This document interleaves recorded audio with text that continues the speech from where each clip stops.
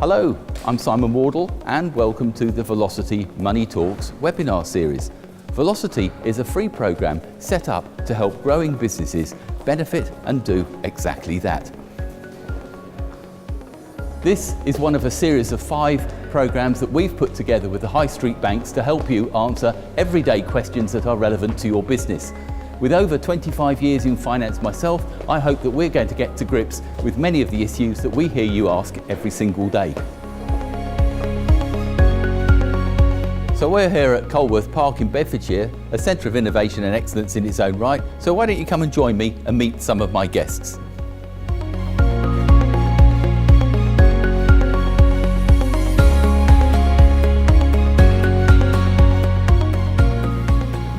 Today, I'm joined by Raj Chahal, local business manager for Metro Bank, and he's come to talk to us today about opening a business bank account.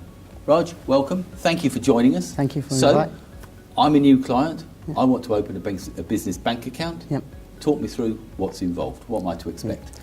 I mean, the key things is with a new client, new business who wants to go into a bank and open an account is to understand the identification that you need when you're opening a business account. The key type of identification we would need would be, if it's a limited company, we would need a certificate of incorporation.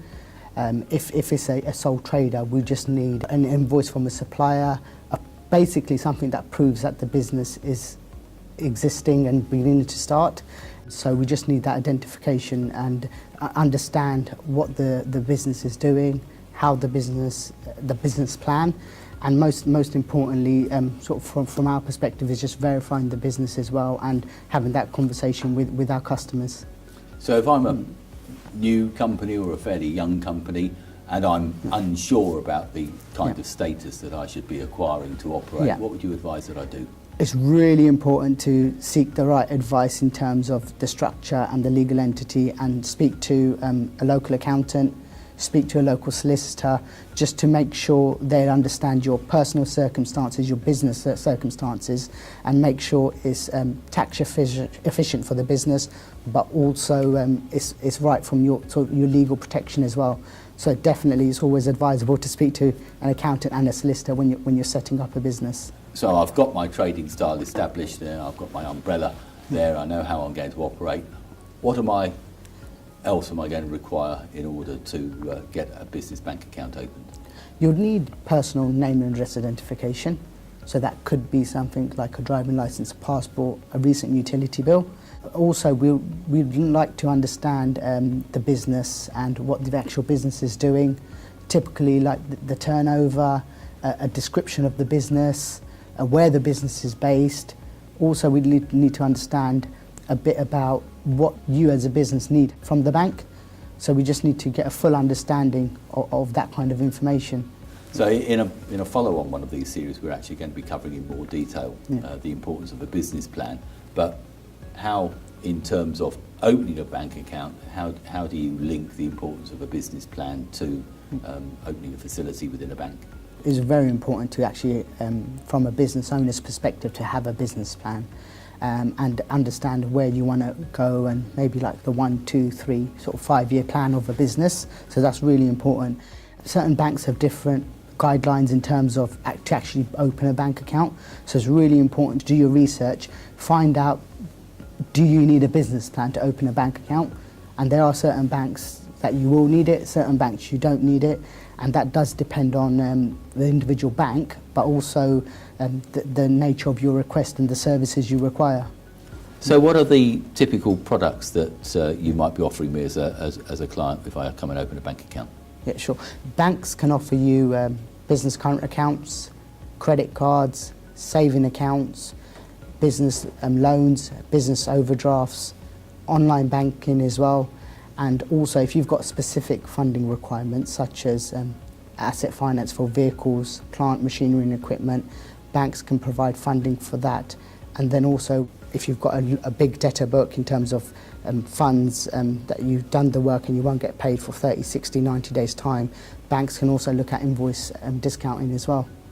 In these days of computerisation and the fact that everybody knows what we spend and where we spend, Do you want to just talk to us about the importance of your credit history and indeed the relevance of your voters' roll history and how all of that links with your bank account?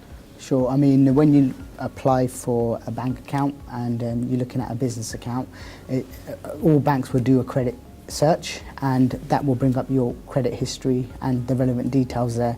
So it's really important to maintain a good credit history in terms of the paying your creditors, paying people on time, having that good track record. Say for example, we can have cases where someone may have a default on their credit history where they've missed a payment, or they could have a county court judgment where they haven't been able to pay someone back, and with that it can create issues in terms of opening a bank account. The most important thing is be open and honest with your bank. Actually explain to them this is what's happened. Bring your credit report into the bank. When you have the meeting with your business manager, discuss the reasons behind your possible default or county court judgment, and if you've got some supporting information, bring that along as well, because the main thing is you can sit down with the business manager, you can get an understanding as a business customer, but also the bank can get an understanding with you and your background and actually what's happened there, because it's really important to treat every customer on an individual basis and not simple like a computer says no kind of aspect. So slightly different aspects. Yeah. I've been running a little cottage business from my front bedroom, and all of a sudden it seems to be going rather well. Yeah, I've just been putting the money away in my private bank account, but all of a sudden I suddenly think that I've got something here. Yeah. What defines, really, in your opinion, what defines when you should have a business bank account and when the thing should be put on a formal footing? Yeah, I mean, when you've actually started a business, if it's a sole trader, like that scenario you've given us, really you should have a business account from day one. And the reason and rationale for that is because you don't want to mix your business and your personal. You have your personal bills and payments and commitments to meet, and then you have your business. So it's important to make sure you have a clearer audit trail between the two. That's one of the reasons. The other reason as well, as the business will grow and you have an accountant, they need to look at your tax returns from the business, the personal side of things, and then also you need to show the evidence in terms of where your income's coming from as well. And that's why it's really important to have separate the personal account from the business account as well. And the other thing that always seems to link to bank accounts to me is the issue of VAT.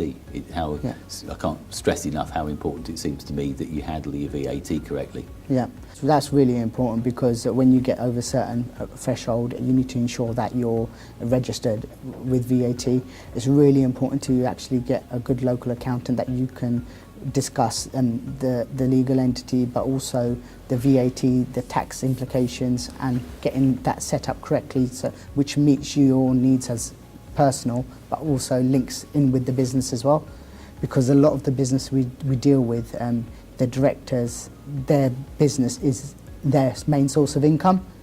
So it's really important that that side is all looked at, and you get the right professional advice from an accountant. So Raj, thank you for joining us. It seems an extremely obvious subject, how do I open a bank account? But it's actually a really important foundation of any business. So can I say, on behalf of Velocity, thank you so much for joining us. Thank you, Simon. So that concludes this particular subject. And remember that this is one of 5, so be sure to view the others. There's going to be a live web chat now, open for about 15 minutes, where you can talk to our panel of experts, or of course you can interact with us on social media or directly via email, and all of the contact details are shown on the screen below. Our thanks again then to Colworth Park for hosting us. Remember that Velocity is here to deliver all manner of business help and guidance right the way through to one-to-one mentoring. We hope you found this series of interest, and again we thank you very, very much for joining us. Goodbye.